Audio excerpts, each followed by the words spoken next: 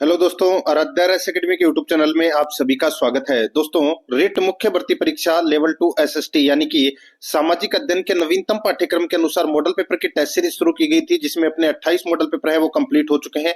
आज अपना इसमें 29 नंबर का मॉडल पेपर है। कुल 150 प्रश्न इसमें शामिल किए गए हैं और हूबहू आपको ऐसा ही पेपर है वो परीक्षा में देखने को मिलेगा। दोस्तों, अगर आपने पिछले 28 मॉडल पेपरों का अगर टेस्ट नहीं दिया है तो परीक्षा नजदीक है, आप ज्यादा से ज्यादा संख्या में मॉडल पेपर का टेस्ट अवश्य दें। बिल्कुल सिलेबस के अनुसार ये मॉडल पेपर है। और दोस्तों, आप प्ले लिस्ट में जाओगे तो वहां पे आपको फोल्डर मिल जाएगा, रिट मुख्य परीक्षा लेवल 2 सामाजिक अध्ययन मॉडल पेपर के नाम से वहां फोल्डर बना हुआ है और उसका जो लिंक है वो आपको डिस्क्रिप्शन में मिल जाएगा। तो आप वहां जाकर जो पिछली क्लासें हैं वो जरूर देखें। और आराध्या रेस एकेडमी के यूट्यूब चैनल को अगर आपने अभी तक सब्सक्राइब नहीं किया तो सब्सक्राइब जरूर करें, बेल आइकन को दबाएं, क्लास को लाइक और अपने दोस्तों के पास में शेयर जरूर करें। तो चलिए दोस्तों, शुरू करते हैं आज का अपना इसमें 29 नंबर का मॉडल पेपर। ये परीक्षा पैटर्न है वो रहने वाला है, जिसमें कुल 6 भाग होंगे और 6 भागों के माध्यम से दोस्तों मैं आपको ये मॉडल पेपर है वो करवाने जा रहा हूं। देखिए, सबसे पहला भाग है इसमें राजस्थान का भौगोलिक, ऐतिहासिक एवं सांस्कृतिक ज्ञान और राजस्थानी भाषा से संबंधित 40 प्रश्न है वो बताऊंगा। दोस्तों देखिए, आपको यह भी पता होना चाहिए कि कौन से भाग में आपके कितने प्रश्न है वो गलत हो रहे हैं। यहाँ पर देखिए, पहला प्रश्न है, निम्नलिखित में से राजस्थान का कौन सा भौगोलिक भाग प्राचीनतम है? कौन सा भौगोलिक भाग प्राचीनतम है? तो यहाँ पर इसमें राइट आंसर हो जाएगा वो है, देखिए, इनमें से बताना है तो इनमें है वो दोस्तों अरावली पर्वतीय प्रदेश। अरावली पर्वतीय प्रदेश ये दोस्तों इन भौगोलिक भागों में से सबसे प्राचीनतम है। ये यहाँ पर सी नंबर का जो ऑप्शन है वो इसका बिल्कुल सही उत्तर इसमें हो जाएगा। ये आपको इसमें याद रखना है। नेक्स्ट, आगे देखिए दोस्तों, यहाँ पर सेकंड नंबर का प्रश्न है, राजस्थान में मावठ होने का कारण क्या है? मावठ होने का कारण क्या है? तो दोस्तों, आप सभी को पता होगा कि शीत ऋतु में पश्चिमी विक्षोभों के कारण उत्तरी व पश्चिमी राजस्थान में वर्षा होती है, जिसे मावठ कहा जाता है। और ये है, इसका जो समय है वो दिसंबर व जनवरी माह में ये बरसात है वो होती है। और ये रबी की फसल के लिए दोस्तों सर्वाधिक लाभकारी होती है। तो यहाँ पर इसमें राइट आंसर हो जाएगा वो है पश्चिमी विक्षोभ के कारण। बी नंबर का जो ऑप्शन है वो इसका सही उत्तर हो जाएगा। 3 नंबर का प्रश्न इसमें देखिए, नागौर, पाली, अजमेर और जयपुर जिलों में मुख्य रूप से कौन सी मृदा पाई जाती है? तो दोस्तों, मुख्य रूप से कौन सी मृदा है वो पाई जाती है? तो यहाँ पर इसमें राइट आंसर हो जाएगा वो है सिरोज्म मृदा है वो पाई जाती है, सिरोज्म। इस मृदा का जो रंग है वो दोस्तों पीला भूरा होता है। राइट आंसर हो जाएगा यहाँ पे बी नंबर का ऑप्शन सही। 4 नंबर का प्रश्न इसमें देखिए, मांडलगढ़ के निकट निम्नलिखित में से कौन सी 3 नदियां मिलकर त्रिवेणी संगम बनाती है? आप सभी को पता होगा दोस्तों, राजस्थान में काफी सारी 3 नदियों का संगम है वो होता है, जैसे कि करीबन 5 है। एक मेनाल जो मांडलगढ़ भीलवाड़ा में होता है, सॉरी, मांडलगढ़ भीलवाड़ा में होता है एक। दूसरा होता है बेणेश्वर डूंगरपुर में। तीसरा होता है रामेश्वर घाट सवाई माधोपुर में। चौथा राजमहल टोंक में होता है। और पांचवा है वो देवदाम जोधपुर या टोंक में होता है। तो यहाँ पर जो पूछा गया है मांडलगढ़ में, तो मांडलगढ़ में तो दोस्तों बनास, बेडच और मेनाल, बनास, बेडच और मेनाल, इन 3 नदियों का दोस्तों त्रिवेणी संगम होता है। तो यहाँ पर इसमें राइट आंसर हो जाएगा बेडस, बनास और मेनाल। यहाँ पर बी नंबर का जो ऑप्शन है वो इसका सही उत्तर हो जाएगा। आगे देखिए, 5 नंबर का प्रश्न है, पंचमंद्रा झील में नमक में सोडियम क्लोराइड का अनुमानित स्तर कितना प्रतिशत है? बताइए, पंचमंद्रा झील में नमक में सोडियम क्लोराइड का अनुमानित स्तर है या प्रतिशत है वो कितना है? तो वो है दोस्तों 98% तक सोडियम क्लोराइड की मात्रा है वो पाई जाती है यहाँ पर। तो यहाँ पर इसमें राइट आंसर हो जाएगा वो है सी नंबर का जो ऑप्शन है वो इसका सही उत्तर हो जाएगा। बालोतरा में। 6 नंबर का प्रश्न इसमें देखिए, इंदिरा गांधी नहर की शाखाओं का उत्तर से दक्षिण की ओर सही क्रम निम्नलिखित में से है? इंदिरा गांधी नहर की शाखाओं का उत्तर से दक्षिण की ओर सही क्रम निम्नलिखित में से है। तो सही क्रम कौन सा है? यहाँ पर आप देख सकते हैं दोस्तों, देखिए इसमें अनूपगढ़, पुगलगढ़, बिरसलपुर और चारणवाला, ये क्रम है दोस्तों। तो यहाँ पर इसमें सही उत्तर हो जाएगा सी नंबर का जो ऑप्शन है वो इसका बिल्कुल सही उत्तर इसमें हो जाएगा। आगे देखिए, 7 नंबर का प्रश्न है, अमृता देवी मृगवन कहाँ पर स्थित है? कहाँ पर स्थित है? तो दोस्तों ये खेजड़ली गांव जोधपुर में, खेजड़ली गांव जोधपुर में है। डी नंबर का जो ऑप्शन है वो इसका सही उत्तर हो जाएगा। 8 नंबर का प्रश्न इसमें देखिए बजेड़ा से तात्पर्य है। बजेड़ा से क्या तात्पर्य है? तो दोस्तों बजेड़ा से तात्पर्य है, यहाँ पर देखिए पान का जो खेत है, पान का जो खेत है यानी कि पान की खेती को बजेड़ा या भजेड़ा भी बोलते हैं इसे। भैभालू वाला, बै की जगह भैभालू वाला लगा देना। तो यहाँ पर इसमें सही उत्तर हो जाएगा सी नंबर का ऑप्शन, बिल्कुल सही। 9 नंबर का प्रश्न है, निम्नलिखित में से किस स्थान पर यूरेनियम के भंडार स्थित नहीं है? बताइए यूरेनियम के भंडार कहाँ पर स्थित नहीं है, वो दोस्तों अपने को यहाँ पर बताना है। दोस्तों यहाँ पर देखिए रोहिल सीकर में है, रामकुंड उदयपुर में है, रामगढ़ बारां के अंदर है, लेकिन लूणी जोधपुर में नहीं है। यहाँ पर सी नंबर का जो ऑप्शन है वो इसका बिल्कुल सही उत्तर है, इसमें हो जाएगा। आगे देखिए 10 नंबर का प्रश्न है, 2011 की जनगणना के अनुसार राजस्थान के सर्वाधिक कुल जनसंख्या वाले जिलों को अवरोही क्रम में व्यवस्थित कीजिए। 2011 की जनगणना के अनुसार राजस्थान के सर्वाधिक कुल जनसंख्या वाले जिलों को अवरोही क्रम में व्यवस्थित करना है। तो दोस्तों व्यवस्थित करना है तो यहाँ पर देखिए जनसंख्या के अनुसार करना है। तो सबसे ज्यादा जनसंख्या कहाँ पर है? जयपुर के अंदर है, ठीक है। फिर उसके बाद में जनसंख्या है वो दोस्तों जोधपुर में है, फिर अलवर के अंदर है, फिर नागौर के अंदर है। इसकी एक ट्रिक है, जजो अन्ना, जय जो अन्ना, ठीक है, यानी कि अलवर और नागौर, जयपुर जोधपुर अलवर नागौर। तो यहाँ पर इसमें बी नंबर का जो ऑप्शन है वो इसका सही उत्तर हो जाएगा। 11 नंबर का प्रश्न इसमें देखिए, गमेती निम्नलिखित में से किस जनजाति के लोगों का मुखिया होता है? तो ये होता है दोस्तों भीलों के गांव का मुखिया होता है। यहाँ पर ए नंबर का ऑप्शन बिल्कुल सही, भील। 12 नंबर का प्रश्न इसमें देखिए, देश का पहला भूमिगत गैस बिजली घर कहाँ बनाया गया है? देश का पहला भूमिगत गैस बिजली घर कहाँ बनाया गया है? तो ये बनाया गया है दोस्तों मेड़ता रोड नागौर में, मेड़ता रोड नागौर में। तो यहाँ पर इसमें सही उत्तर हो जाएगा डी नंबर का ऑप्शन, बिल्कुल सही।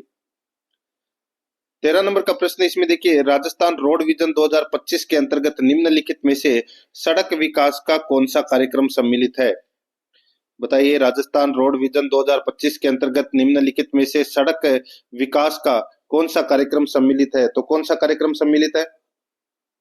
तो वो है दोस्तों पर्यटक व धार्मिक स्थलों की सड़कों के निर्माण से संबंधित है ये। तो यहाँ पर इसमें राइट आंसर बी नंबर का जो ऑप्शन है वो इसका बिल्कुल सही उत्तर हो जाएगा।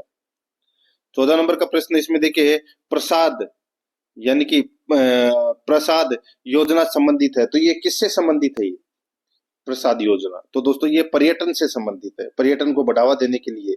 तो यहाँ पर इसमें राइट आंसर हो जाएगा सी नंबर का ऑप्शन सही, पर्यटन। 15 नंबर का प्रश्न है, निम्नलिखित में से कौन सा पुरातत्वविद कालीबंगा के उत्खनन से संबंधित नहीं है?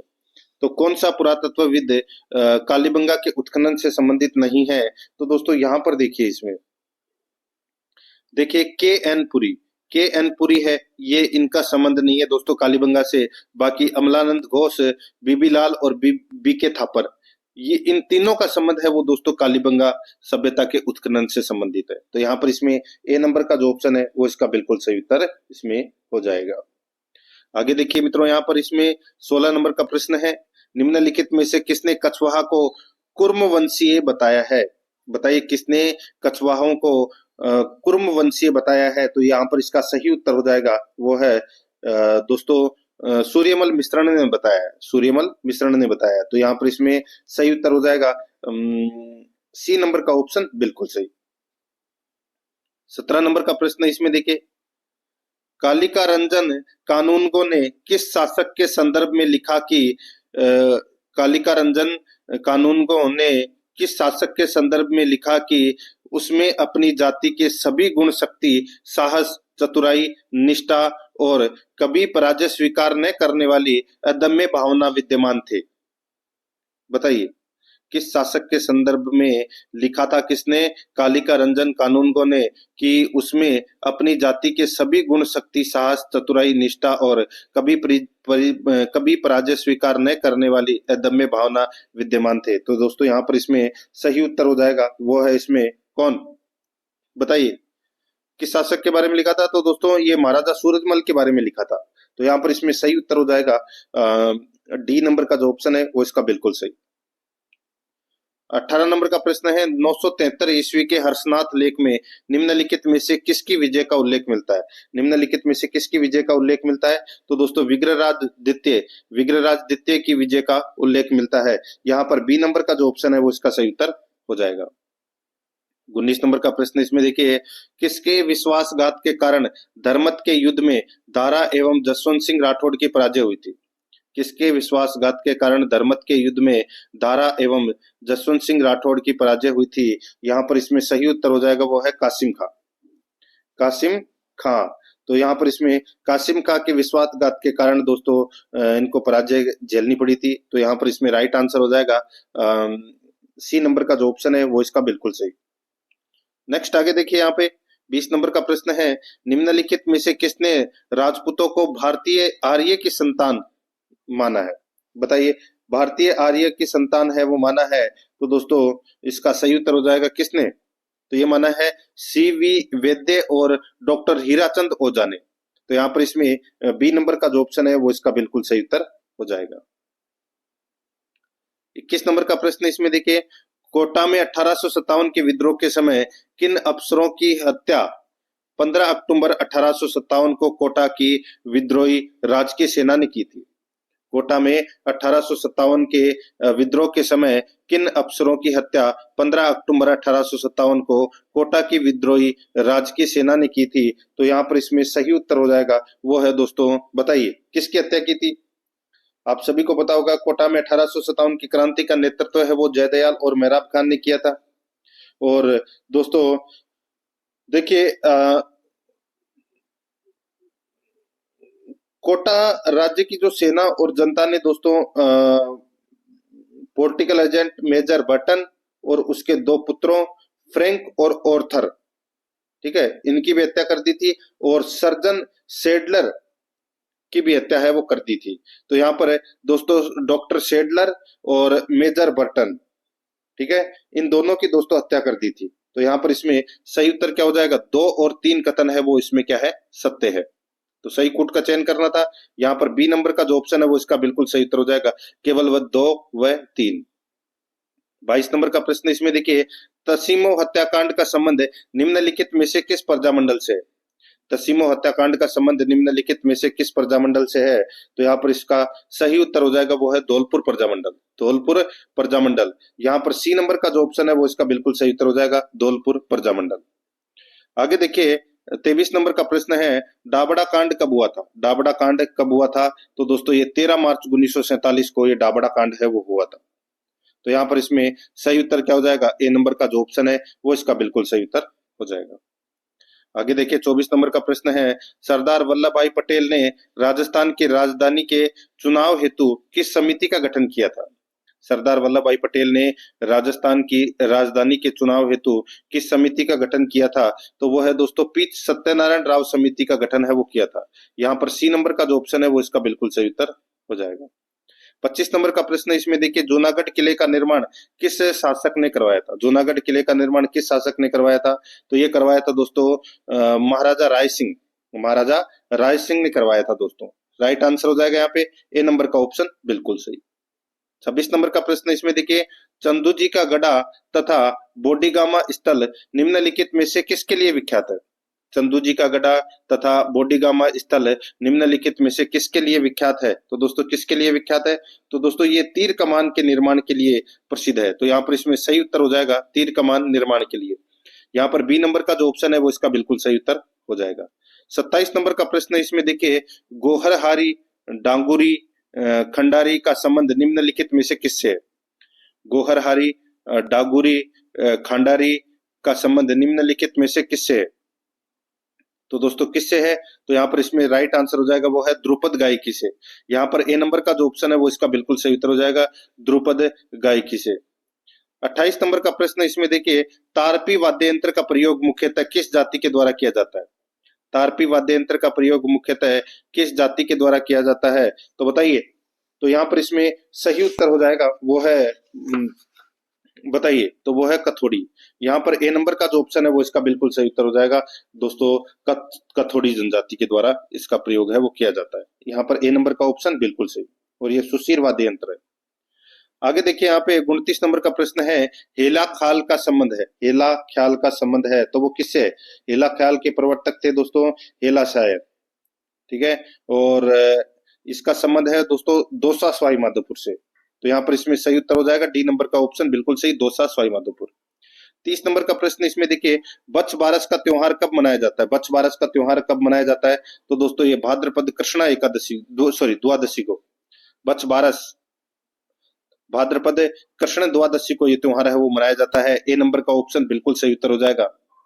31 नंबर का प्रश्न इसमें देखिए, किस लोक देवता ने मालवा के सूबेदार निजामुद्दीन की सेना को पराजित किया था? किस लोक देवता ने मालवा के सूबेदार निजामुद्दीन की सेना को पराजित किया था? तो यहाँ पर इसमें सही उत्तर हो जाएगा वो है मल्लीनाथ जी। यहाँ पर बी नंबर का जो ऑप्शन है वो इसका बिल्कुल सही उत्तर हो जाएगा मल्लीनाथ जी। 32 नंबर का प्रश्न इसमें देखिए, कोटा चित्र शैली की मुख्य विषय वस्तु क्या है?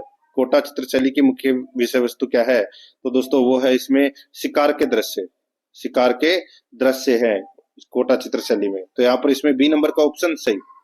33 नंबर का प्रश्न इसमें देखिए, अणुवर्त आंदोलन के प्रवर्तक है आचार्य तुलसी तेरापंथ संप्रदाय के आचार्य थे।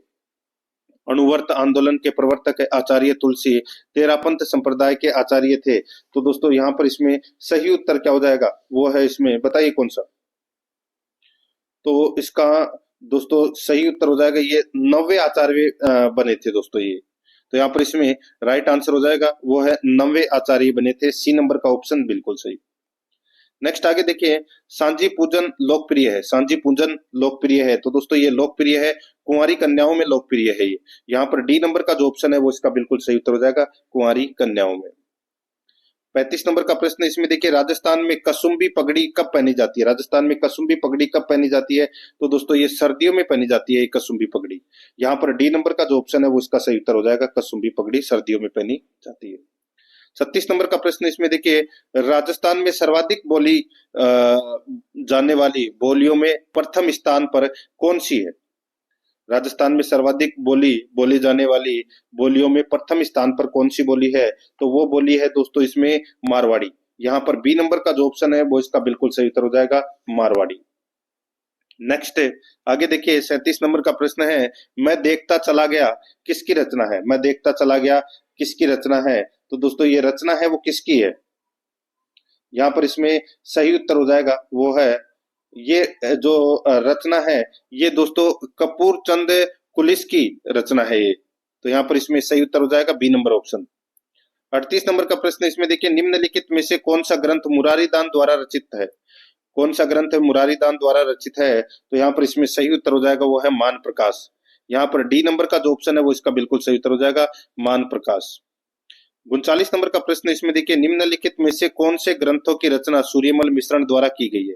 कौन से ग्रंथों की रचना सूर्यमल मिश्रण द्वारा की गई है? तो यहाँ पर देखिए दोस्तों इसमें सूर्यमल मिश्रण द्वारा दोस्तों आप सभी को पता होगा वंश भास्कर है, ठीक है, वीर सतसई है, सती रासो है, धातु रूपावली है, राम रंजाट है। ये दोस्तों सूर्यमल मिश्रण के द्वारा रचित है वो ग्रंथ है। तो यहाँ पर दोस्तों देखिए धातु रूपावली है और सती रासो है, ठीक है।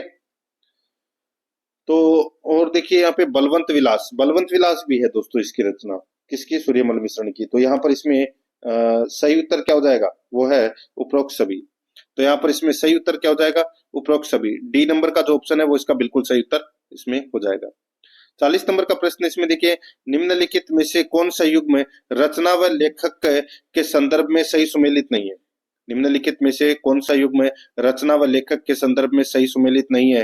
तो यहाँ पर इसमें सही उत्तर हो जाएगा वो है बोल भारमली यादवेंद्र शर्मा, बोल भारमली यादवेंद्र शर्मा। तो यहाँ पर इसमें सही उत्तर क्या हो जाएगा? वो है ए नंबर का जो ऑप्शन है वो इसका बिल्कुल सही उत्तर इसमें हो जाएगा। ये सही सुमेलित नहीं है दोस्तों। देखिए बोल भारमली है ये जो रचना है ये दोस्तों किसकी रचना है? तो ये सत्य प्रकाश जोशी की रचना है। यहाँ पर यादवेंद्र शर्मा दे रखा है जो कि इसमें गलत दे रखा है।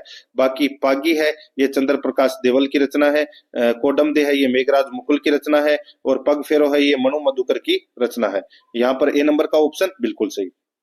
अब अपन दोस्तों भाग 2 के अंदर राजस्थान का सामान्य ज्ञान, शैक्षिक परिदृश्य, निःशुल्क व अनिवार्य बाल शिक्षा का अधिकार अधिनियम व सामयिक विषय से संबंधित 25 प्रश्न है वो पढ़ेंगे, बिल्कुल सिलेबस के अकॉर्डिंग। 41 नंबर का प्रश्न है, इसमें देखिए चिंकारा को राजस्थान के राज्य पशु का दर्जा कब दिया गया था? तो कब दिया गया था? तो दोस्तों ये 1981 में दिया गया था। यहाँ पर इसमें सी नंबर का जो ऑप्शन है वो इसका बिल्कुल सही, 1981 में। 42 नंबर का प्रश्न इसमें देखिए, निम्नलिखित में से कौन सा औद्योगिक उपक्रम भारत सरकार द्वारा संचालित नहीं है? कौन सा औद्योगिक उपक्रम भारत सरकार द्वारा संचालित नहीं है? तो दोस्तों यहाँ पर देखिए इसमें instrumentation limited Kota, Sambhar salt limited Sambhar, modern bakeries India limited Jaipur, Sri Ganganagar sugar mills limited Sri Ganganagar. तो दोस्तों ये भारत सरकार द्वारा संचालित नहीं है। कौन सा? तो ये चौथा नंबर का Shri Ganganagar sugar mills limited, ये राजस्थान सरकार द्वारा संचालित है। तो यहाँ पर इसमें डी नंबर का जो ऑप्शन है वो इसका बिल्कुल सही। बाकी ये तीनों है वो भारत सरकार द्वारा संचालित है। 43 नंबर का प्रश्न इसमें देखिए, मुख्यमंत्री बाल गोपाल दुग्ध योजना का नाम बदलकर पन्नाधाय बाल गोपाल योजना कब रखा गया? मुख्यमंत्री बाल गोपाल दुग्ध योजना का नाम बदलकर पन्नाधाय बाल गोपाल योजना कब किया गया? तो दोस्तों ये किया गया 4 सितंबर 2024 को, 4 सितंबर 2024 को। सी नंबर का जो ऑप्शन है वो इसका बिल्कुल सही उत्तर इसमें हो जाएगा।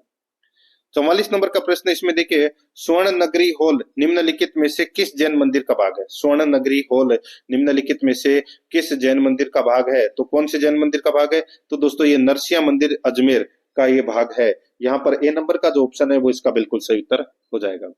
45 नंबर का प्रश्न इसमें देखिए, महिपाल लोमरोर का संबंध किस खेल से है? महिपाल लोमरोर का संबंध किस खेल से है? तो यहाँ पर इसमें सही उत्तर हो जाएगा वो है इसमें दोस्तों ये क्रिकेट खेलते हैं। यहाँ पर इसमें बी नंबर का ऑप्शन बिल्कुल सही उत्तर हो जाएगा, क्रिकेट से संबंधित है। 46 नंबर का प्रश्न इसमें देखिए, गडीसर झील जून 2025 में किस कारण से प्रदेश में चर्चा में रही? बताइए गडीसर झील है ये किस कारण चर्चा में रही? तो दोस्तों ये चर्चा में रही वंदे गंगा जल संरक्षण जन अभियान का समापन समारोह है के कारण दोस्तों ये यहाँ पर आयोजित हुआ था।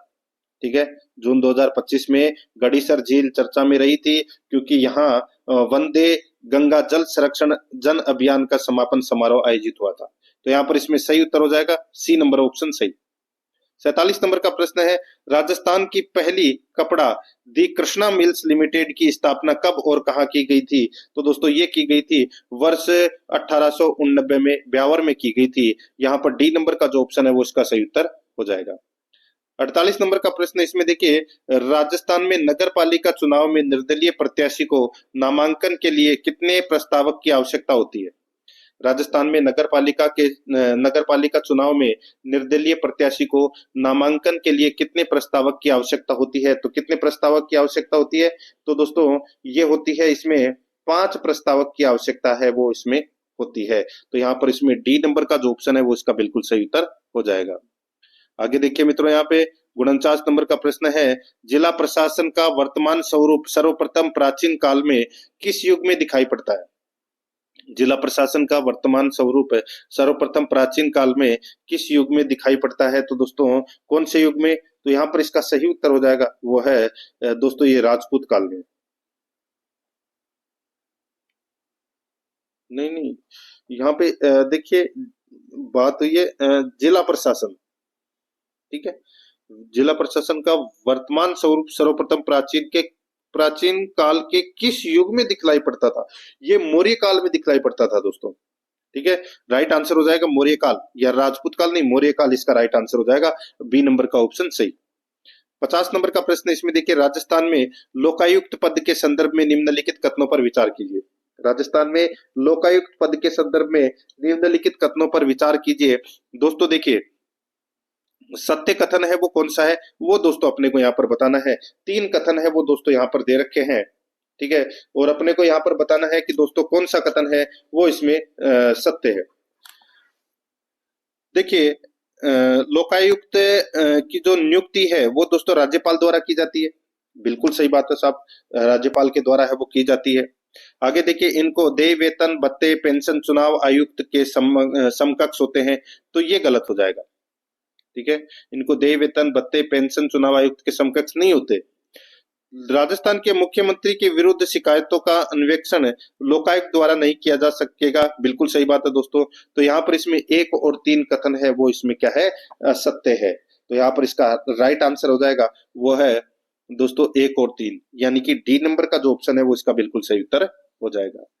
51 नंबर का प्रश्न है, इसमें देखिए एशिया और प्रशांत क्षेत्र में 12वें क्षेत्रीय 3R और सेकुलर इकोनॉमी फोरम का आयोजन राजस्थान के किस शहर में हुआ? एशिया और प्रशांत क्षेत्र में 12वें क्षेत्रीय 3R और सेकुलर इकोनॉमी फोरम का आयोजन राजस्थान के किस शहर में हुआ? तो दोस्तों ये हुआ जयपुर में।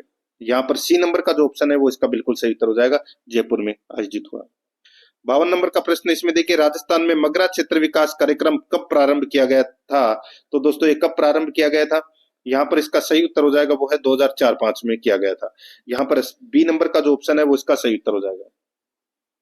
53 नंबर का प्रश्न, इसमें देखिए कोविड महामारी में लगे लॉकडाउन के दौरान रेडियो द्वारा शिक्षा उपलब्ध कराने हेतु राजस्थान सरकार के स्कूल शिक्षा विभाग द्वारा कौन सी योजना लागू की गई थी? कोविड महामारी में लगे लॉकडाउन के दौरान रेडियो द्वारा शिक्षा उपलब्ध करवाने हेतु राजस्थान सरकार के स्कूल शिक्षा विभाग द्वारा कौन सी योजना लागू की गई थी? तो दोस्तों बताइए कौन सी योजना लागू की गई थी? तो वो है शिक्षा वाणी योजना। यहाँ पर बी नंबर का ऑप्शन बिल्कुल सही। 54 नंबर का प्रश्न, इसमें देखिए विद्यालय प्रबंधन समिति के अध्यक्ष का कार्य है। विद्यालय प्रबंधन समिति के अध्यक्ष का कार्य है, तो दोस्तों अध्यक्ष का कार्य क्या है बताइए? तो यहाँ पर देखिए सभी बैठकों की अध्यक्षता करना, बिल्कुल सही बात है। निर्णायक मत देना, ये भी बिल्कुल सही है। बैठक आहूत करना, ये भी है कार्य। समिति का प्रतिनिधित्व करना, ये भी दोस्तों विद्यालय प्रबंधन समिति के अध्यक्ष का कार्य है। तो यहाँ पर इसमें 1 2 3 4 चारों ही कथन है वो दोस्तों इसमें क्या है, सत्य है। यहाँ पर डी नंबर का जो ऑप्शन है वो इसका बिल्कुल सही उत्तर हो जाएगा। 62 नंबर का प्रश्न, इसमें देखिए प्रो कबड्डी लीग सीजन 12 में राजस्थान के खिलाड़ियों के संबंध में निम्नलिखित कथनों पर विचार करें। प्रो कबड्डी लीग सीजन 12 में राजस्थान के खिलाड़ियों के संबंध में निम्नलिखित कथनों पर क्या करना है, विचार करना है। तो दोस्तों यहाँ पर देखिए 2 कथन दे रखे हैं। 2 दोस्तों यहाँ पर कथन है वो दे रखे हैं। अपने को यहाँ पर बताना है कि दोस्तों कौन सा कथन है वो इसमें सही है। तो इसमें देखिए दोस्तों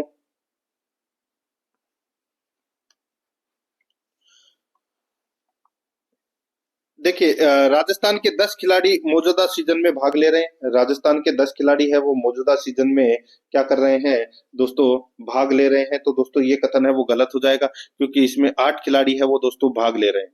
जयपुर पिंक पैंथर्स द्वारा 1.38 करोड़ में खरीदे गए सचिन तंवर नीलामी में राजस्थान के दूसरे सबसे महंगे खिलाड़ी हैं। तो दोस्तों ये गलत हो जाएगा, ये दोस्तों इसमें गलत हो जाएगा। तो यहाँ पर दोस्तों इनको 1.38 करोड़ नहीं 1.05 करोड़ की राशि में खरीदा गया है। तो दोस्तों यहाँ पर दोनों के दोनों कथन है वो क्या है, असत्य है। तो यहाँ पर इसमें राइट आंसर हो जाएगा डी नंबर का ऑप्शन बिल्कुल सही, न तो 1 और न ही 2 सही है। आगे देखिए यहाँ पे राजस्थानी भाषा के लिए किसे साहित्य अकादमी युवा पुरस्कार 2025 हेतु चयनित किया गया है? तो किसे चयनित किया गया है? तो ये किया गया है दोस्तों पूनम चंद गोदारा को। ए नंबर का ऑप्शन बिल्कुल सही। नेक्स्ट आगे देखिए जुलाई 2025 यानी कि 24 जुलाई 2025 तक आभा आईडी बनाने में राजस्थान का देश में स्थान है। तो दोस्तों द्वितीय स्थान है, ठीक है। पहला स्थान दोस्तों उत्तर प्रदेश का है, दूसरा स्थान राजस्थान का है। तो यहाँ पर इसमें ए नंबर ऑप्शन सही। 65 नंबर का प्रश्न, इसमें देखिए जुलाई 2025 में राजस्थान के मंत्रिमंडल ने गेल इंडिया लिमिटेड और RVUNL के मध्य जॉइंट वेंचर कंपनी के गठन की मंजूरी दी है। इसके संदर्भ में निम्नलिखित में से कौन सा कथन सही नहीं है? इसके संबंध में कौन सा कथन सही नहीं है वो दोस्तों अपने को यहाँ पर बताना है। देखिए सही कथन नहीं है वो मैं आपको बता देता हूँ दोस्तों। इसमें देखिए इस जॉइंट वेंचर कंपनी को धौलपुर गैस आधारित पावर प्लांट की 530 मेगावाट क्षमता की मौजूद इकाई हस्तांतरित की जाएगी। ये कथन है वो दोस्तों इसमें गलत है। तो यहाँ पर इसमें बी नंबर का जो ऑप्शन है वो इसका बिल्कुल सही उत्तर इसमें हो जाएगा, ठीक है। ये आपको इसमें याद रखना है। 530 नहीं दोस्तों, इसमें 330 मेगावाट क्षमता की मौजूदा इकाई स्थानांतरित है वो की जाएगी। तो ये कथन इसमें गलत है, बाकी इसमें सारे सही दे रखे हैं। अब अपन दोस्तों भाग 3 पढ़ेंगे और भाग 3 के अंदर शैक्षणिक मनोविज्ञान से संबंधित 10 प्रश्न है वो पढ़ेंगे बिल्कुल सिलेबस के अकॉर्डिंग। 66 नंबर का प्रश्न इसमें देखिए, पिछड़े बालक वे हैं, पिछड़े बालक वे हैं जो किसी बात को बार बार समझाने पर भी नहीं समझते हैं। तो यहाँ पर इसमें डी नंबर का जो ऑप्शन है वो इसका बिल्कुल सही उत्तर हो जाएगा। 67 नंबर प्रश्न इसमें देखिए, शिक्षा मनोविज्ञान को निश्चित और स्पष्ट स्वरूप प्रदान करने वाले हैं। तो दोस्तों प्रदान करने वाले हैं वो है E.L. थॉर्नडाइक। यहाँ पर बी नंबर का जो ऑप्शन है वो इसका बिल्कुल सही उत्तर हो जाएगा। 68 नंबर का प्रश्न है, इसमें देखिए दोस्तों, निम्नलिखित में से कौन सा एक अहम यानी कि ईगो का कार्य नहीं है। तो कौन सा एक अहम यानी कि ईगो का कार्य नहीं है वो दोस्तों अपने को यहाँ पर बताना है। यहाँ पर देखिए, इदम के आवेगों को वास्तविकता के अनुरूप अभिव्यक्ति देना यह है कार्य। इदम तथा अति अहम की विरोधी इच्छाओं में सामंजस्य उत्पन्न करना ये भी है। शरीर वर्धन तथा सुरक्षा की आवश्यकता की पूर्ति करना ये भी है। चौथा देखिए, इदम को यथार्थ लक्ष्यों के स्थान पर नैतिक लक्ष्यों की प्राप्ति की ओर ले जाना ये नहीं है। तो यहाँ पर इसमें डी नंबर का जो ऑप्शन है वो इसका बिल्कुल सही उत्तर इसमें हो जाएगा। 69 नंबर प्रश्न इसमें देखिए, किस सिद्धांत के अनुसार संपूर्ण विशेषताएं व्यक्ति को अपने माता पिता से ही उपलब्ध नहीं होती बल्कि अपने पूर्वजों से भी प्राप्त होती है। किस सिद्धांत के अनुसार संपूर्ण विशेषताएं व्यक्ति को अपने माता पिता से ही उपलब्ध नहीं होती बल्कि अपने पूर्वजों से भी प्राप्त होती है। तो यहाँ पर इसमें सही उत्तर क्या हो जाएगा, वो है दोस्तों इसमें कौन सा, तो वो है गाल्टन का जीव सांख्यिकी सिद्धांत। यहाँ पर बी नंबर का जो ऑप्शन है वो इसका बिल्कुल सही उत्तर हो जाएगा। 70 नंबर का प्रश्न इसमें देखिए, निरुद्देशीय भ्रमण किस अवस्था की एक महत्वपूर्ण विशेषता है। निरुद्देशीय भ्रमण किस अवस्था की एक महत्वपूर्ण विशेषता है। तो यहाँ पर इसका राइट आंसर हो जाएगा वो है इसमें, बताइए, ये बाल्यावस्था की है। यहाँ पर बी नंबर का ऑप्शन बिल्कुल सही, बाल्यावस्था।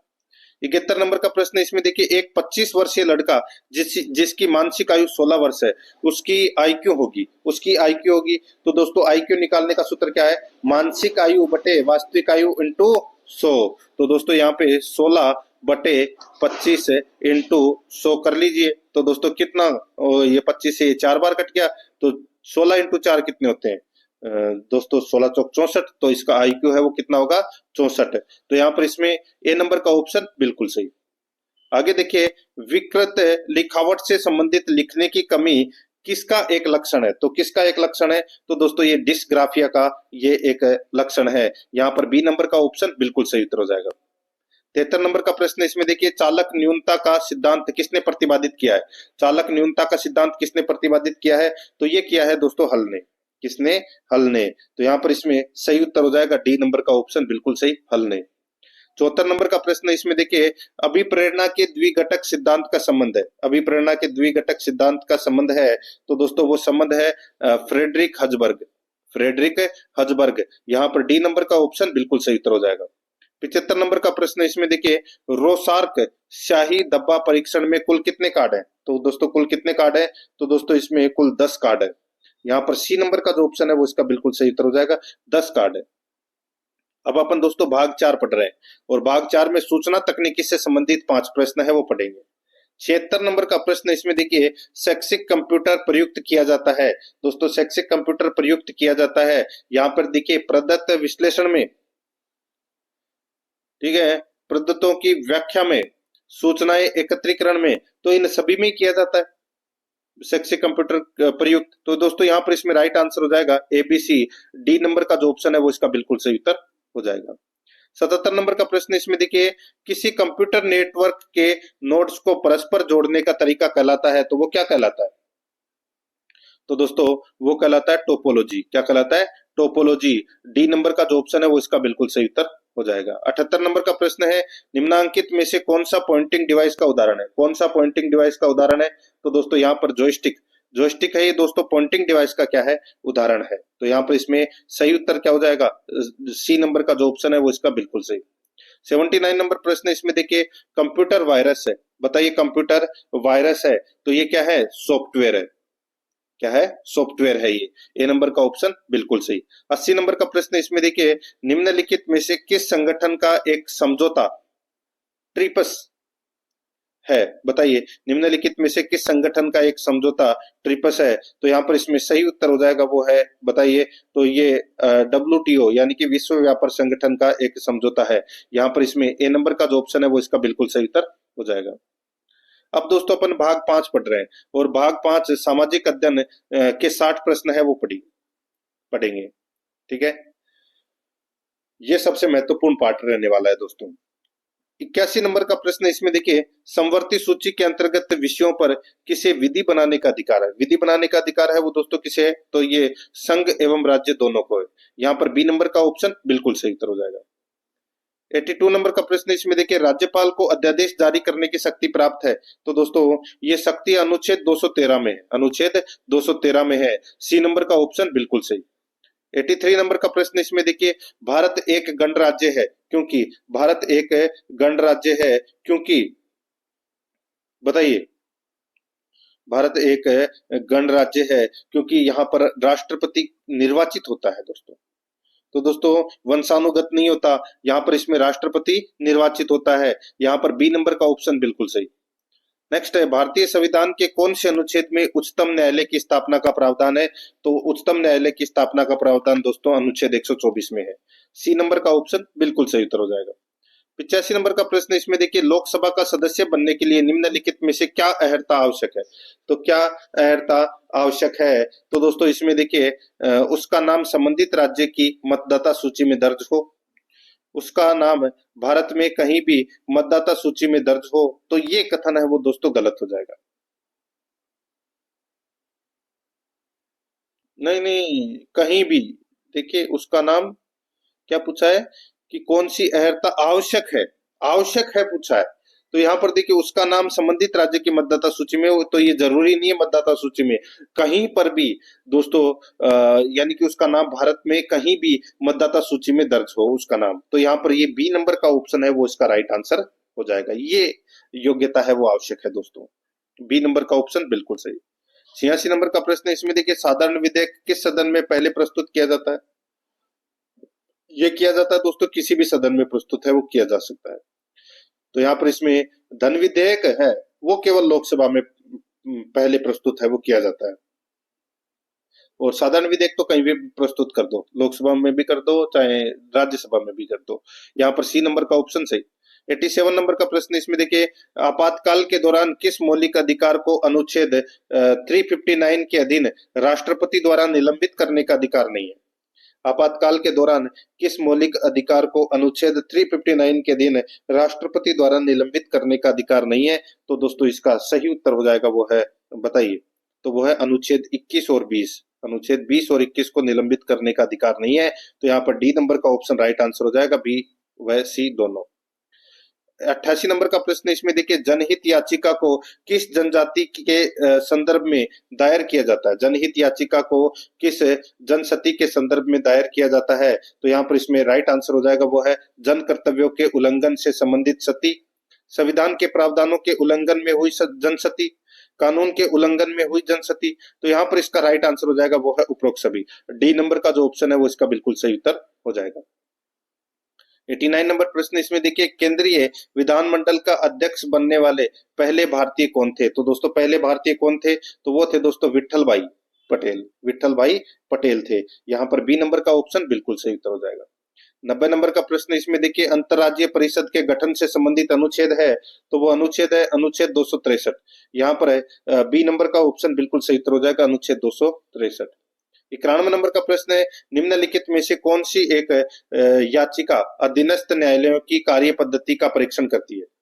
निम्नलिखित में से कौन सी एक याचिका अधीनस्थ न्यायालयों की कार्य पद्धति का परीक्षण करती है? तो यहाँ पर इसमें सही उत्तर हो जाएगा वो है उत्प्रेक्षण। यहाँ पर सी नंबर का जो ऑप्शन है वो इसका बिल्कुल सही उत्तर हो जाएगा, उत्प्रेक्षण। 92 नंबर का प्रश्न इसमें देखिए, भारत के संविधान के अनुच्छेद 19 के अधीन स्वतंत्रता निम्नलिखित में से किस या किन्हें प्राप्त हो सकते हैं? बताइए दोस्तों, भारत के संविधान के अनुच्छेद 19 के अधीन स्वतंत्रता निम्नलिखित में से किस या किन्हें प्राप्त हो सकती है? नीचे दिए गए कोड का प्रयोग करते हुए अपने को सही उत्तर का क्या करना है, चयन करना है। तो दोस्तों यहां पर आप देख सकते हैं इसमें देखिए भारत में रहने वाले सभी भारतीय नागरिकों को दोस्तों ये स्वतंत्रता है ये प्राप्त है, बिल्कुल सही बात है। भारत के राज्य क्षेत्र के अंतर्गत रहने वाले विदेशियों को ये नहीं है दोस्तों, भारत में जन्मे सभी व्यक्तियों को नहीं है। तो यहाँ पर इसमें राइट आंसर क्या हो जाएगा? पहला का पहला कथन है वो दोस्तों क्या है? सही है, सिर्फ पहला। तो यहाँ पर इसमें राइट आंसर हो जाएगा केवल एक, ए नंबर का ऑप्शन बिल्कुल सही। 93 नंबर प्रश्न इसमें देखिए, लोकसभा में क्रमशः कितनी सीटें अनुसूचित जाति और अनुसूचित जनजाति के प्रतिनिधियों के लिए आरक्षित है? तो यहाँ पर इसमें सही उत्तर क्या हो जाएगा बताइए? लोकसभा में क्रमशः कितनी सीटें अनुसूचित जाति और अनुसूचित जनजाति के प्रतिनिधियों के लिए आरक्षित है? तो यहाँ पर इसका सही उत्तर हो जाएगा वो है दोस्तों, देखिए टोटल 131 सीटें हैं, जिसमें से 84 सीटें तो है अनुसूचित जाति के लिए और 47 सीटें हैं अनुसूचित जनजाति के लिए। तो यहाँ पर इसमें 84 और 47 इसका सही उत्तर हो जाएगा, ए नंबर का ऑप्शन सही उत्तर। आगे देखिए, लोकसभा के पहले उपाध्यक्ष कौन थे? लोकसभा के पहले उपाध्यक्ष थे दोस्तों एम अनंत सैनम अयंगर। तो दोस्तों यहाँ पर इसमें राइट आंसर हो जाएगा बी नंबर का ऑप्शन बिल्कुल सही। आगे देखिए दोस्तों, यहाँ पर इसमें उपाध्यक्ष थे ये, ठीक है, जीवी मालवंकर है ये पहले अध्यक्ष थे लोकसभा के। नेक्स्ट आगे देखिए, निम्नलिखित में से कौन सा अधिनियम मोंटेग्यू चेम्सफोर्ड रिपोर्ट पर आधारित था? मोंटेग्यू चेम्सफोर्ड रिपोर्ट पर आधारित था तो वो था दोस्तों इसमें भारत सरकार अधिनियम 1919। सी नंबर का जो ऑप्शन है वो इसका बिल्कुल सही उत्तर हो जाएगा। 96 नंबर का प्रश्न है, पंचायती राज प्रणाली की प्रमुख विशेषता क्या है? पंचायती राज प्रणाली की प्रमुख विशेषता क्या है? तो यहाँ पर देखिए इनमें सरकार की 3 श्रेणियां हैं, बिल्कुल सही बात है। इसका लक्ष्य गांवों को सामाजिक एवं आर्थिक न्याय प्रदान करना है, ये भी बिल्कुल सही है। जिला परिषद में इसके सदस्य के रूप में कुछ सांसद शामिल होते हैं, तो दोस्तों ये भी बिल्कुल सही है। तो इसका राइट आंसर हो जाएगा उपरोक्त सभी कथन सत्य है, डी नंबर का ऑप्शन बिल्कुल सही। 97 नंबर का प्रश्न इसमें देखिए, निम्नांकित में से कौन एक पंचायतों से संबंधित नहीं है? बताइए कौन एक पंचायतों से संबंधित नहीं है? तो देखिए राज्य निर्वाचन आयोग पंचायतों का चुनाव संपादित करेगा, बिल्कुल सही बात है। 74वां संविधान संशोधन अधिनियम, ये गलत हो जाएगा। 73वां संविधान संशोधन अधिनियम है पंचायतों से संबंधित, ठीक है। 74वां नगर पालिकाओं से संबंधित है। आगे देखिए, सभी पंचायत का कार्यकाल 5 वर्ष निर्धारित होगा। एक पंचायत के भंग होने के 6 माह के अंदर नया चुनाव कराया जाएगा, बिल्कुल सही बात है। यहाँ पर बी नंबर का ऑप्शन बिल्कुल सही, क्योंकि ये गलत कथन दे रखा है। 98 नंबर का प्रश्न है, पंचायती राज से संबंधित निम्नलिखित कथनों में से कौन सा कथन सत्य नहीं है? बताइए कौन सा कथन है वो दोस्तों इसमें सत्य नहीं है, वो अपने को यहाँ पर बताना है। देखिए पंचायत व्यवस्था प्राचीन काल से ही भारतीय ग्रामीण जीवन का एक अभिन्न अंग रही है, बिल्कुल सही बात है।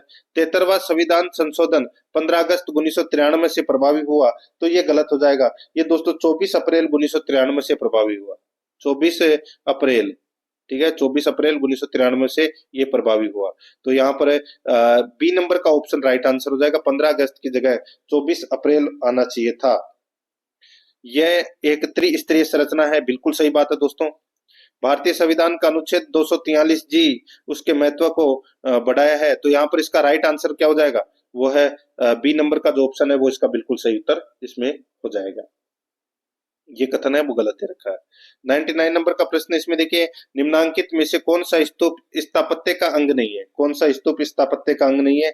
तो वो है दोस्तों जंगा। यहाँ पर इसमें सी नंबर का जो ऑप्शन है वो इसका बिल्कुल सही उत्तर हो जाएगा, जंगा, ठीक है। आगे देखिए दोस्तों, यहाँ पे 100 नंबर का प्रश्न है, निम्नलिखित कथनों में से कौन सा सही है? बताइए निम्नलिखित कथनों में से कौन सा सही है?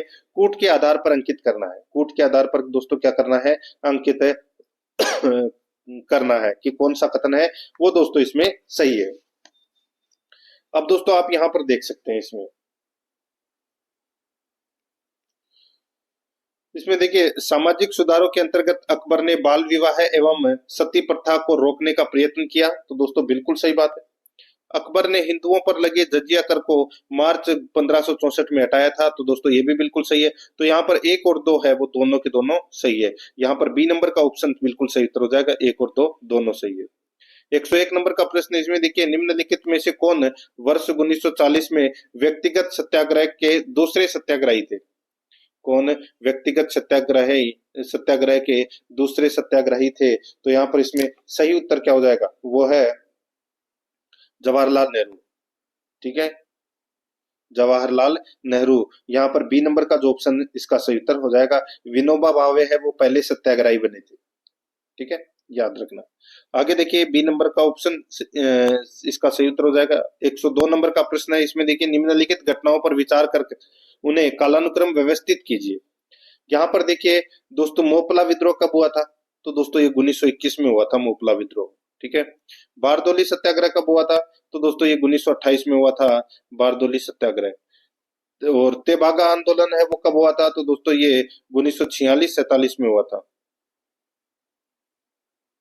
और चंपारण सत्याग्रह कब हुआ था? तो दोस्तों ये 1917 में हुआ था। तो यहाँ पर इसमें राइट आंसर क्या हो जाएगा?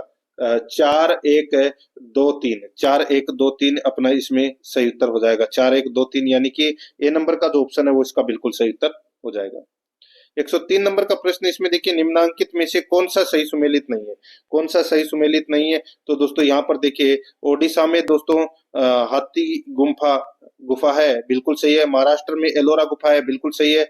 मध्य प्रदेश में बाघ गुफा है, बिल्कुल सही है। पश्चिमी बंगाल में नागार्जुन पहाड़ी, ये गलत हो जाएगा। दोस्तों नागार्जुन पहाड़ी है वो कहाँ पर है? तो ये बिहार में है। कहाँ पर है? बिहार में। तो यहाँ पर इसमें पश्चिम बंगाल गलत दे रखा है। डी नंबर का जो ऑप्शन है वो इसका बिल्कुल सही उत्तर हो जाएगा। 104 नंबर का प्रश्न, निम्नांकित में से कौन सा शासक है मौर्य राजवंश से संबंधित नहीं है? तो मौर्य राजवंश से संबंधित दोस्तों बिंबिसार नहीं है। यहाँ पर सी नंबर का जो ऑप्शन है वो इसका बिल्कुल सही उत्तर हो जाएगा, बिंबिसार। नेक्स्ट आगे देखिए यहाँ पे 105 नंबर का प्रश्न है, बादशाह नामा के लेखक कौन है? कौन थे? बादशाह नामा के लेखक है वो कौन थे? तो यहाँ पर इसका सही उत्तर हो जाएगा, वो है कौन थे? तो दोस्तों वो थे अब्दुल हमीद लाहौरी। अब्दुल हमीद लाहौरी राइट आंसर हो जाएगा, डी नंबर का ऑप्शन सही। 106 नंबर का प्रश्न है, ए history of the Arya Samaj पुस्तक के लेखक कौन थे? तो दोस्तों पुस्तक के लेखक कौन थे? तो वो थे लाला लाजपत राय। यहाँ पर ए नंबर का जो ऑप्शन है वो इसका बिल्कुल सही उत्तर हो जाएगा, लाला लाजपत राय। 107 नंबर का प्रश्न, इसमें देखिए महात्मा गांधी भारत लौट कर आए थे। महात्मा गांधी भारत लौट कर आए थे, तो ये दोस्तों जनवरी 1915 में भारत लौट कर आए थे। सही उत्तर हो जाएगा यहाँ पे ए नंबर ऑप्शन सही। 108 नंबर का प्रश्न है, हंटर कमीशन के समानांतर एक गैर सरकारी समिति गठित हुई थी जिसके सदस्य थे। तो दोस्तों जिसके सदस्य कौन थे? तो दोस्तों देखिए जिसके जो सदस्य है,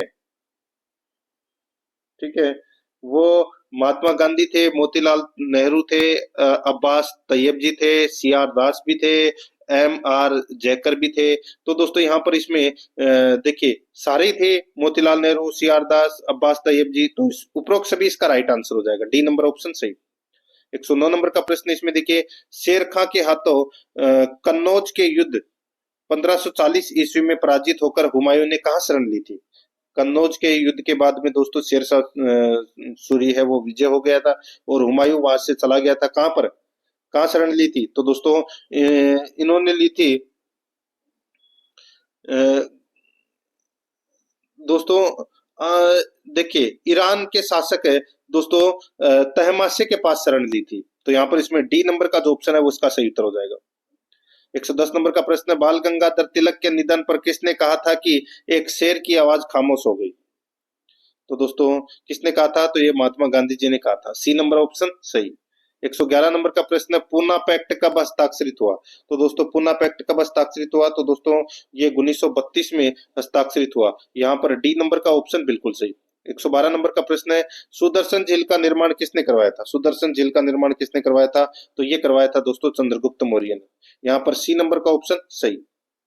113 नंबर का प्रश्न, इसमें देखिए असहयोग का प्रस्ताव गांधी जी ने इंडियन नेशनल कांग्रेस के किस विशेष अधिवेशन में पारित किया था?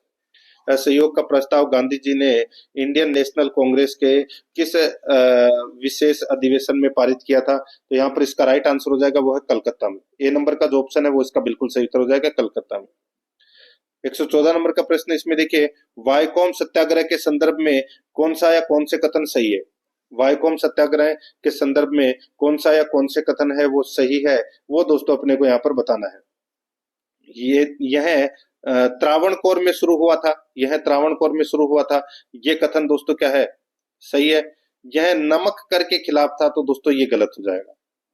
ठीक है, ये छुआछूत के खिलाफ था दोस्तों, ये नमक कर के खिलाफ नहीं था। तो यहाँ पर पहला कथन है वो सही है।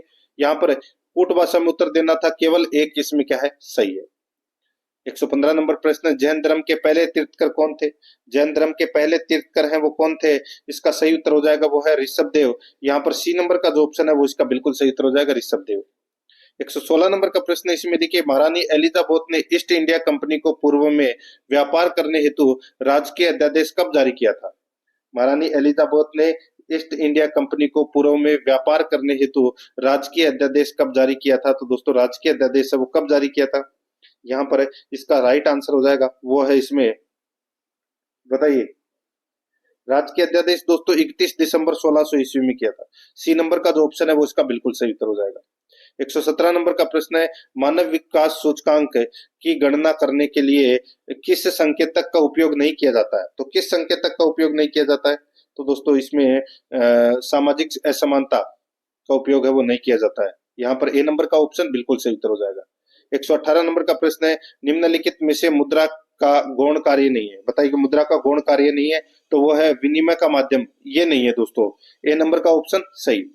119 नंबर का प्रश्न है, वस्तुओं और सेवाओं की समग्र पूर्ति के मुकाबले उनकी समग्र मांग में अधिक वृद्धि के कारण जब कीमतें बढ़ती हैं तो उसे क्या कहा जाता है? तो उसे क्या कहा जाता है? तो यहाँ पर इसका राइट आंसर हो जाएगा, उसे मांग जनित मुद्रास्फीति कहते हैं। सी नंबर का जो ऑप्शन है वो इसका बिल्कुल सही उत्तर हो जाएगा। 120 नंबर का प्रश्न है, इसमें देखिए, स्फीतिक अंतराल की अवधारणा का प्रतिपादन किसने किया? स्फीतिक अंतराल की अवधारणा का प्रतिपादन किसने किया? तो ये किया था दोस्तों जे एम किन्स ने।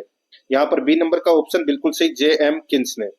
121 नंबर का प्रश्न है, मुद्रास्फीति को नियंत्रित करने का मौद्रिक उपाय कौन सा है? तो मौद्रिक उपाय कौन सा है? तो वो है मुद्रा की मात्रा को संकुचित करना। मुद्रा की मात्रा को संकुचित करना, बी नंबर का ऑप्शन सही। 122 नंबर का प्रश्न इसमें देखिए, शहरी क्षेत्र में गरीबी रेखा से निम्नलिखित से औसतन कम कैलोरी प्रतिदिन प्रति व्यक्ति का मानक भारतीय योजना आयोग द्वारा निर्धारित किया गया है।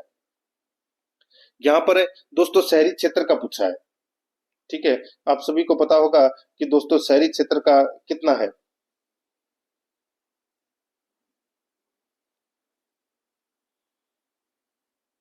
बताइए। तो दोस्तों देखिए, शहरी क्षेत्रों का है 2100 कैलोरी और ग्रामीण क्षेत्रों का है दोस्तों 2400 कैलोरी।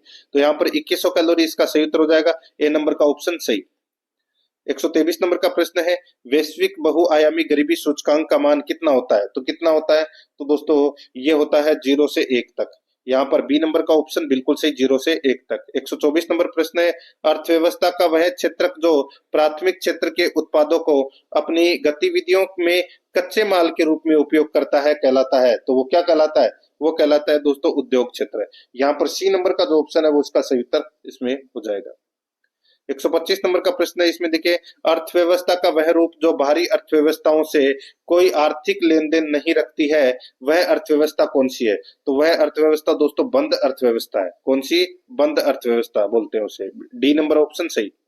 126 नंबर का प्रश्न है, गरीबी का दुष्चक्र का सिद्धांत किसने दिया था? तो दोस्तों किसने दिया था? तो ये रेगनर नर्क्स ने दिया था। यहाँ पर बी नंबर का ऑप्शन सही। 127 नंबर का प्रश्न है, ई राष्ट्रीय कृषि बाजार की शुरुआत कब की गई? तो दोस्तों कब की गई? तो ये 14 अप्रैल 2016 को की गई। सी नंबर का ऑप्शन सही। 128 नंबर प्रश्न है, भारत में फेरा को समाप्त करके फेमा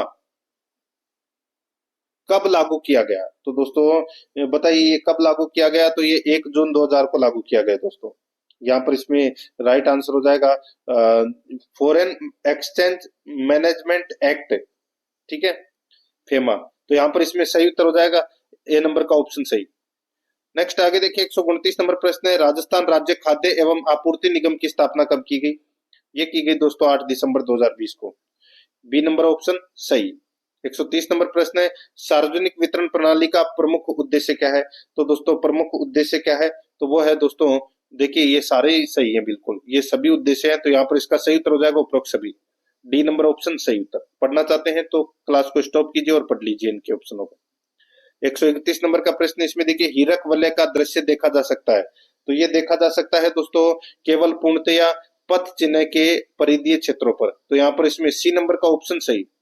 132 नंबर का प्रश्न इसमें देखिए, पृथ्वी के नजदीक वायुमंडल में मुख्यतः कौन सी गैसें पाई जाती है? कौन सी गैसें पाई जाती है? तो वो है नाइट्रोजन एवं ऑक्सीजन। यहाँ पर बी नंबर का ऑप्शन बिल्कुल सही। 133 नंबर प्रश्न है, वर्षा, तूफान, कोहरा आदि मौसमी घटनाएं वायुमंडल की किस परत में घटित होती है? तो कौन सी परत में घटित होती है? तो दोस्तों ये सौर मंडल में। यहाँ पर डी नंबर का ऑप्शन बिल्कुल सही। 134 नंबर का प्रश्न है, निम्नलिखित में से कौन सी ठंडी जलधारा है? बताइए ठंडी जलधारा कौन सी है? यहाँ पर देखिए अल्नीनो है, ये नहीं है।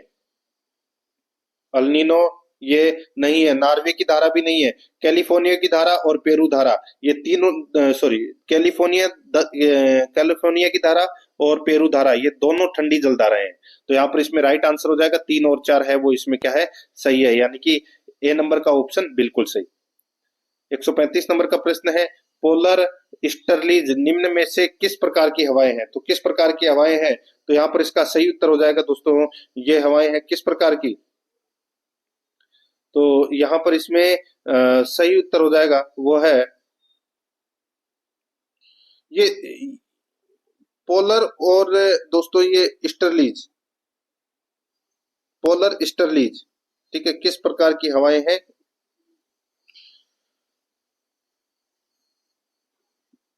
तो दोस्तों इसका सही उत्तर हो जाएगा, ये इसको ध्रुवीय हवाएं बोलते हैं। तो ये शीत शुष्क हवा है, यहाँ पर सी नंबर का ऑप्शन सही। 136 नंबर का प्रश्न है, विश्व का सबसे गहरा गर्त कौन सा है? तो वो है दोस्तों मेरियाना गर्त। यहाँ पर डी नंबर का ऑप्शन बिल्कुल सही। 137 नंबर का प्रश्न है, नागोया औद्योगिक किस देश में स्थित है? तो दोस्तों ये है रूस में। डी नंबर का ऑप्शन बिल्कुल सही उत्तर हो जाएगा, रूस। नहीं नहीं, नागोया औद्योगिक किस देश में स्थित है? तो ये दोस्तों कहाँ पर है? तो ये जापान में है दोस्तों, जापान में। सी नंबर का ऑप्शन बिल्कुल सही, जापान। 138 नंबर प्रश्न है, पंपास घास के मैदान किस महाद्वीप में स्थित है? तो कौन से महाद्वीप में? तो ये दक्षिण अमेरिका में है। यहाँ पर ए नंबर का ऑप्शन बिल्कुल सही। 139 नंबर का प्रश्न है, पावरलूम उद्योग में प्रथम कंप्यूटर एडेड डिजाइन सेट कहाँ स्थापित किया गया है? तो दोस्तों कहाँ स्थापित किया गया है? तो ये किया गया है दोस्तों अजमेर में। क्या अजमेर? नहीं नहीं, भीलवाड़ा में, ठीक है। पावरलूम उद्योग के यानी कि पावरलूम उद्योग में प्रथम कंप्यूटर एडेड डिजाइन सेट है वो भीलवाड़ा में स्थापित किया गया है। यहाँ पर बी नंबर का ऑप्शन सही। आगे देखिए, कर्क रेखा भारत के किस राज्य से होकर नहीं गुजरती? तो बताइए कर्क रेखा कौन से राज्य से होकर नहीं गुजरती?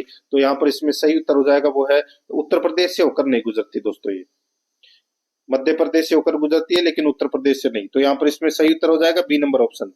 अब अपन दोस्तों भाग 6 में शैक्षणिक रीति विज्ञान से संबंधित 10 प्रश्न है वो पढ़ रहे हैं।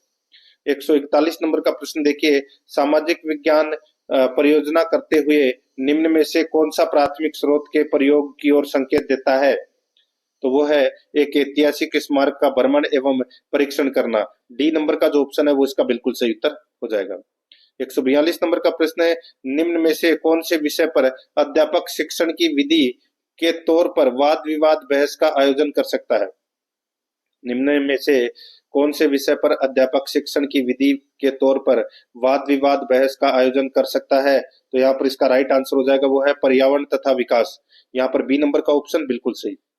143 नंबर का प्रश्न है, निम्न में से कौन सा एक भ्रमण विधि का दोष नहीं है? कौन सा एक भ्रमण विधि का दोष नहीं है? तो दोस्तों इस विधि द्वारा अर्जित ज्ञान स्थायी होता है। यहाँ पर सी नंबर का ऑप्शन बिल्कुल सही उत्तर हो जाएगा। 144 नंबर का प्रश्न है, सामाजिक सर्वेक्षण विधि का क्षेत्र कहा जा सकता है? तो ये कहा जा सकता है दोस्तों भौगोलिक वातावरण, जनसंख्या, सांस्कृतिक समाज, उपरोक्त सभी इसका सही उत्तर हो जाएगा। डी नंबर का ऑप्शन बिल्कुल सही। आगे देखिए, निम्नलिखित में से दृश्य सहायक सामग्री का उदाहरण है। तो दृश्य सहायक सामग्री का उदाहरण है तो वो है दोस्तों चार्ट। ए नंबर का जो ऑप्शन है वो इसका बिल्कुल सही उत्तर हो जाएगा, चार्ट। नेक्स्ट 146 नंबर का प्रश्न है, श्रव्य दृश्य सामग्री की उपयोगिता है। तो वो है दोस्तों रोचकता, विषय वस्तु की स्पष्टता, स्थायी ज्ञान की प्राप्ति, उपरोक्त सभी इसका सही उत्तर हो जाएगा, डी नंबर ऑप्शन। 147 नंबर का प्रश्न है, सामाजिक समस्याओं की समझदारी को विकसित करने के लिए निम्नलिखित में से सबसे उचित विधि कौन सी है? तो सबसे उचित विधि कौन सी है? तो वो है दोस्तों वृत्त अध्ययन। यहाँ पर डी नंबर का ऑप्शन बिल्कुल सही उत्तर हो जाएगा, वृत्त अध्ययन। 148 नंबर का प्रश्न है, कक्षा कक्ष में विद्यार्थियों को खुली पुस्तक अभ्यास करवाने के उचित कारण को चुनिए। उचित कारण को चुनना है तो दोस्तों वो है पाठ को विस्तृत रूप से याद कराना,